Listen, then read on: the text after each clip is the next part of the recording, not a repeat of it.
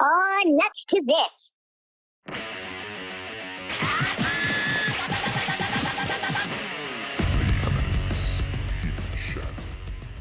The Eminence in Shadow is yet another isekai show, a story where someone from our world is transported to another realm, typically a fantasy universe where magic and monsters exist. This is far from a new concept. I recall Magic Knight Rayearth, Fushigi Yugi, and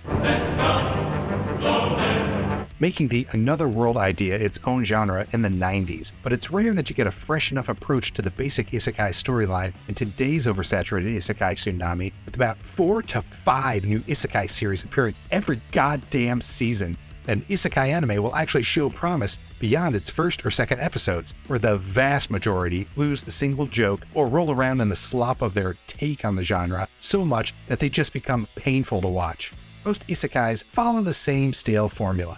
Japanese boy or girl who loves manga, video games, and fantasy shit dies and finds themselves in an RPG-like world. Sometimes they're allowed to pick their own stats and abilities from a wise and powerful deity before being placed or reborn in their new magic-infused universe. And sometimes they're just dropped into their new life already grown up, perfect, and overly powerful. These types of isekai shows are typically boring, lame, and absolutely forgettable. There are exceptions, of course, just like there's exceptions to everything. Every animated Ghost in the Shell Project rules. Long.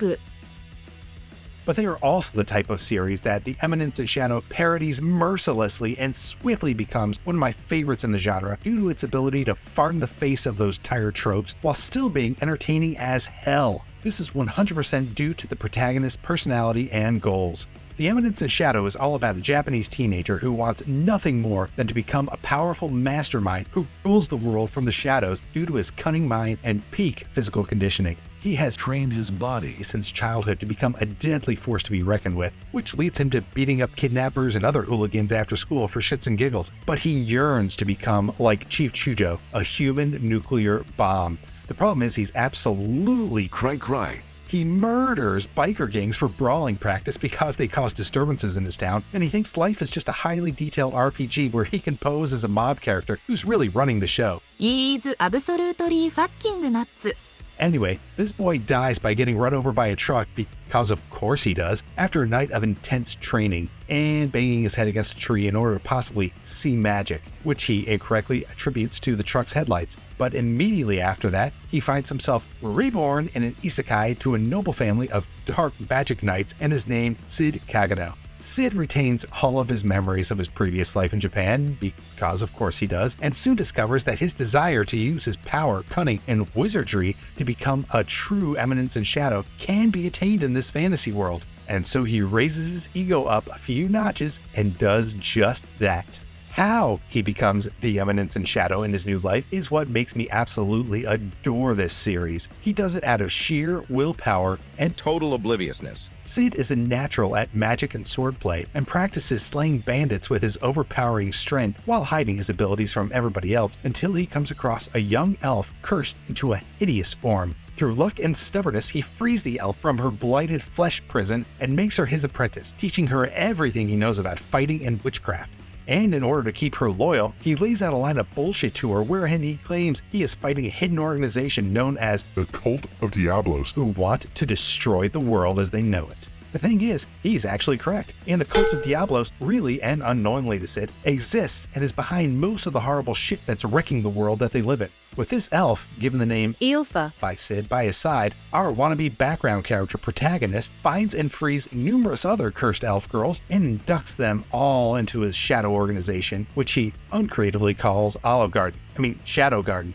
The rest of the series is about Sid growing up and going to school, all while doing his best to pretend to be an unnamed background cast member, while trying to hit every known mob character cliche he can think of, like dying to save a named character in a hostage situation, getting beaten up in a fighting tournament but never giving up, and becoming the boyfriend to a named character so that the real love interest will become jealous. But all the while honing his supremely overpowered skills so that when he makes his move to take over the world, he will have no real challengers. Now keep in mind that The Eminence in Shadow is a comedy, a dark, bloody, and sometimes horrific satire, but a comedy nonetheless. It openly mocks the typical isekai stereotypes by either outright avoiding them, even though they're super obvious, like by skipping any logical explanation as to why Sid is so mind-blowingly overpowered in this world, and just treating him like Saitama from One Punch Man, where any threat that he comes across, no matter how scary it may be, is tossed aside with a board sword slash or magic attack, or by presenting them but twisting the usual isekai tropes in fun new ways, like having Sid surrounded by exceptional and gorgeous females all the time, but they're all ignored and not lusted after in the least by our protag due to his tunnel vision of becoming the Eminence in Shadow and forsaking all earthly pleasures outside of his goal.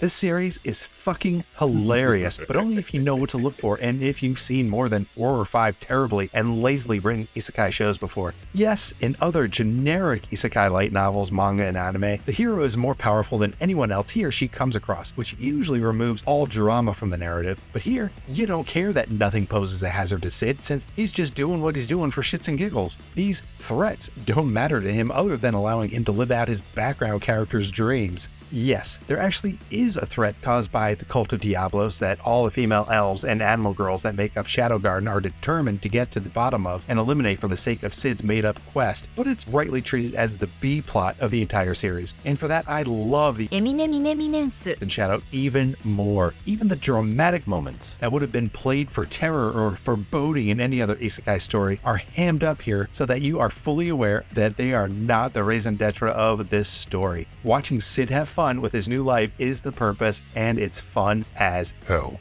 Other than that, I liked the opening song, couldn't pick the ending theme out of a lineup, and wasn't impressed by the music as a whole. It's serviceable, except when Sid steals a piano in order to give a surprise and melodramatic concert for one in the sewers. Then it's iconic, but still hilarious. The character designs are all fun. The girls are all cute, the bad guys are all evil and douchey looking, and the names of the characters are all fantastic, especially when nom de plumes like Mundane Man and Lord Pervy Asshat pop up. And honestly, if by the time Lord Pervy Asshat shows up, you don't realize what kind of anime this is, you are one dense mother... I'm just talking about The Eminence in Shadow, and in the end, I have to give it a straight up solid A rating. Watch it or not, I don't care. But if you think it's just your typical isekai anime, you're wrong.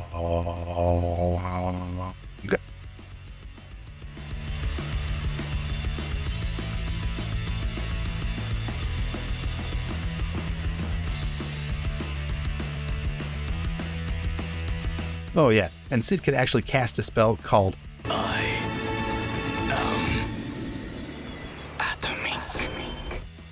which is essentially a nuclear bomb, and it's superb. FYI, I said isekai 14 times in this review. Well, now, 15.